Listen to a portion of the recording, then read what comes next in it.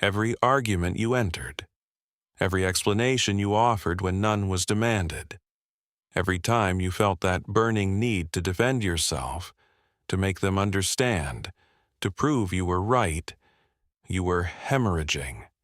You handed them your dignity wrapped in desperate words. You showed them exactly where you were weak. You begged for their approval while calling it self-defense. And the worst part? You knew it. Every single time, minutes after the words left your mouth, that cold sickness settled in your stomach. The replaying, the wincing, the hatred of your own reflection. You spoke when silence would have destroyed them. You justified when indifference would have broken their spirit. You chased their understanding when your absence would have haunted them for years. Weak men react and regret. Powerful men stay silent and dominate. This is not opinion. This is the mathematics of human psychology, proven across 5,000 years of courts, wars, and fallen kingdoms. Tonight, you master the elimination of justification forever. Once you grasp this principle, once it becomes bone and blood and instinct, no argument, no accusation, no conflict will ever extract another drop from you. They will throw words at you like stones at a fortress, and you will return nothing, absolutely nothing, and in that nothing they will find their own destruction. In the courts of Renaissance Italy, Niccolò Machiavelli observed a pattern that separated princes who ruled for decades from those who were buried within months. It was not their armies, it was not their gold, it was not even their alliances, it was their relationship with words. The prince who speaks least rules longest. This was not poetry to Machiavelli. This was survival mathematics. He watched men of power crumble not from military defeat, but from the disease of self-justification. They explained their decisions when no explanation was needed. They defended their actions when silence would have suggested divine right. They answered accusations when ignoring them would have made the accusers look desperate and small. Cesare Borgia understood this. When rivals publicly questioned his methods, when enemies spread whispers through every court in Italy, when even his allies demanded explanations, he offered stone. Not anger, not defense, not eloquent rebuttals. Stone, and his enemies finding no surface to grip, no weakness to exploit, no emotion to manipulate. They destroyed themselves against his indifference. Most men today erupt like fools in conflict. They defend when accused. They explain when questioned. They chase closure like starving dogs chasing carriages. They hand their enemies the exact weapons needed for their own destruction. You will not be that man. Silence is your throne. And tonight you learn to sit upon it without flinching. Observe what unfolds in their mind when you withhold words in the heat of conflict. When they attack you, verbally, emotionally, publicly, every fiber of their being expects a response. This expectation is not conscious, it is primitive. It is the same mechanism that made ancient humans scan for predators in tall grass. When they throw words at you, their nervous system prepares to process your reaction. They need your response to regulate their own emotional state. They need your defense to feel justified in their attack. They need your anger to validate their power over you. They need your explanation to prove you are beneath them, scrambling, desperate, small. When you give them nothing, you trigger a neurological cascade they cannot control. First comes confusion. Their brain expects input and receives void. This is physiologically distressing. The amygdala, that ancient alarm system buried deep in the skull, begins firing without a target.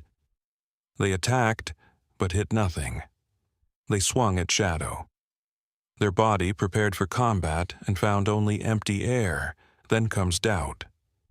Did they misread the situation? Are they the fool here? Why are you not defending yourself? The absence of your reaction forces them to examine their own attack. In your silence, they become their own interrogator. Every unanswered accusation echoes back at them, suddenly hollow, suddenly petty, suddenly the act of a child throwing stones at a mountain. Then comes obsession. They will replay the moment in their mind. They will draft messages they delete. They will tell friends what happened, fishing for validation, but the story sounds wrong without your reaction to anchor it. They will wake at 3 in the morning, still hearing the silence where your defense should have been. They will hate themselves for caring. They will hate you for not caring. But they cannot stop, and finally the collapse.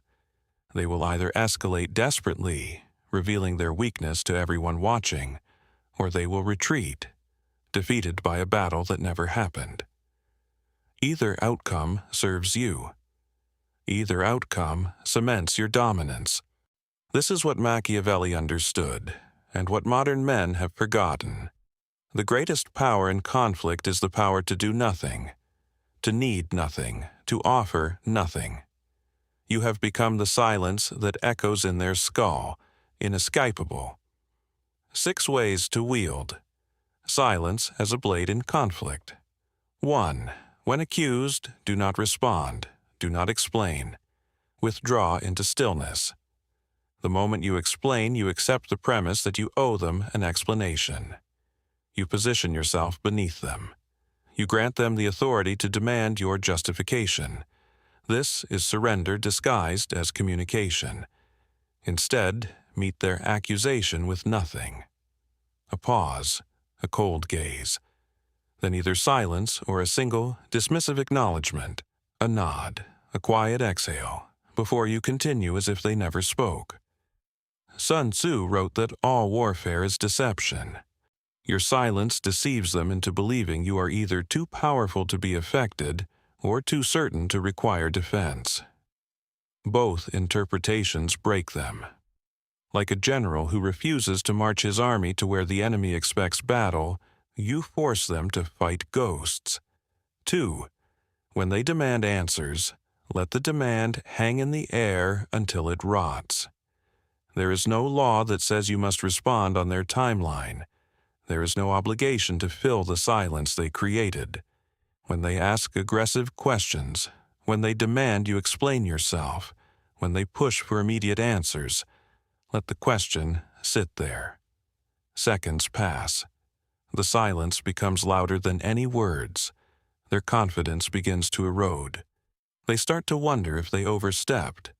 They may even answer their own question or retract it entirely. Machiavelli observed that men who rush to fill silences reveal everything about themselves. The prince who waits, who lets others fill the void with their own anxieties, learns everything while revealing nothing. This is how silence carves fear. 3. When provoked publicly, respond with presence, not words. Public provocation is designed to force public justification. They want an audience for your defense because your defense makes you look weak in front of witnesses. When someone challenges you before others, whether in person or in any public arena, resist every urge to verbally counter. Instead, hold eye contact. Let a cold half-smile ghost across your face, as if they have said something quaint, something beneath response. Then look away. Resume what you were doing. Address someone else. Treat their attack as a minor interruption by an irrelevant party. The witnesses will see a man so secure in his position that the attack does not even register as worthy of acknowledgement. This is what ancient warlords understood. The man who does not flinch when struck appears invincible. The man who argues appears uncertain of his own innocence. 4. When they escalate, maintain absolute stillness. Most men think that escalation demands equal or greater response. This is the mathematics of fools. When they raise their voice, you lower yours, or remove it entirely. When they become frantic, you become glacial. When they throw emotional chaos at you, you return nothing but controlled stillness. This contrast destroys them. It makes them look unhinged while you appear unmoved, transcendent, operating from a plane they cannot reach. Sun Tzu taught that the greatest victory is the battle never fought. Your stillness is the refusal to enter their arena on their terms. They cannot defeat you in a war you refuse to wage. 5. When they seek closure, deny it completely. After conflict, weak men offer resolution. They want peace. They want mutual understanding. They want the discomfort to end. But closure is a gift, and you do not give gifts to those who attacked you. When they come seeking conversation, seeking explanation, seeking that final exchange that will let them sleep at night, you give them nothing. You are polite, you are brief, but you are utterly impenetrable. You do not discuss what happened. You do not offer your perspective. You do not forgive or accuse. You simply move on as if they no longer warrant your attention. This denial of closure will haunt them far longer than any argument. Machiavelli understood that men can endure punishment, but they cannot endure uncertainty. Your refusal to close the loop leaves them suspended in doubt indefinitely. Like a wound that cannot heal because it was never properly cleaned, your silence keeps them bleeding long after you have forgotten their name. 6. When you feel the urge to justify, recognize it as the voice of weakness and execute it immediately. This is the internal battle. The urge to explain yourself will arise. It is conditioned into you from childhood. You were taught that good men defend themselves, that silence is guilt, that explanation is virtue. This is a lie designed to make you controllable. Every time you feel the burning need to justify, you recognize it for what it is, the voice of the subordinate, the peasant, the man who needs approval from those above him. Execute that voice. Let it die in silence. Replace it with one cold question. Will my words increase or decrease my power here? The answer, in conflict, is almost always decrease. The man who speaks invites judgment. The man who remains silent invites fear. You now possess 6 blades most men will never sharpen. Wield them coldly. Wield them without mercy. Wield them in utter silence. You no longer react. You no longer explain. You no longer bleed in conflict. The version of you that chased closure, that scrambled for understanding, that handed your enemies the rope to bind you, that version is dead. Let him stay buried. This is the moment you cease being the fool who argues with those beneath him, the man who leaks power through desperation, the boy who still needs approval from hostile strangers. This is the moment you become the shadow that commands. From this night forward, when they accuse, you are stone. When they escalate, you are winter. When they demand, you are void. You are now untouchable. You are now silent. You are now sovereign.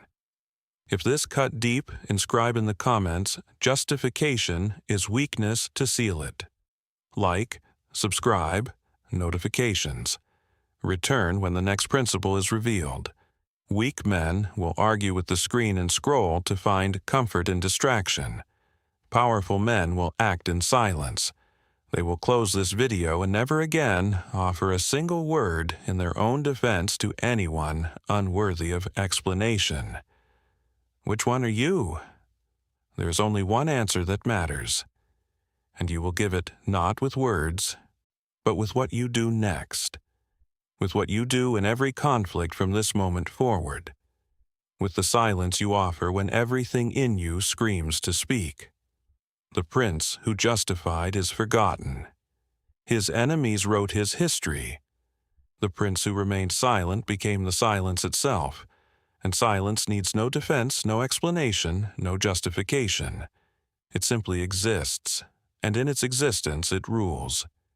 In the void of your words, empires of fear are born. Step into that void, become it, Disappear into the silence where no accusation can reach you, no enemy can touch you, no conflict can drain you. You are the silence now. Rule accordingly.